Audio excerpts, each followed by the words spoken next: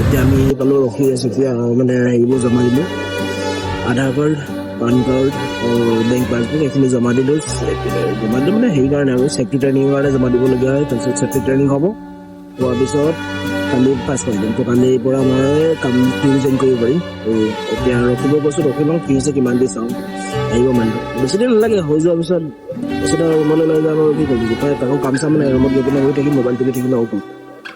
তো এইফালে ভিউটো ভাল লাগিছে দেখি দেখিছে গছ গছনি এনেকুৱা লগাই থৈছে এইবোৰ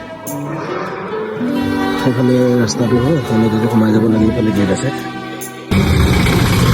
তো গাইজ যেতিয়া ছেক্ৰেটাৰী হৈ গ'ল এতিয়া মই গৈ আছোঁ ৰুমলৈ খোজকাঢ়ি এতিয়া বোলে মেডিকেল কৰাব লাগিব। তো মেডিকেল কৰাব হ'লে লগৰটো আহিব তেতিয়া তাৰ লগত যাম নহ'লে একেবাৰে কাইলৈ হ'ব আৰু যদি আজি মেডিকেল হৈ যায় তো হেৰি পাই যাম কি বুলি কয় কালিলৈকে পাছ পাই যাম কালি কামলৈ জইন কৰিব পাৰিম। বাট যদি আজি মেডিকেল নহ'লে দিগদাৰ আছে একদিন আৰু ৰখিব লাগিব তেতিয়া অলপ চিধা ৰুমলৈ যাম। সেইটো হেৰিতে দিছে লগত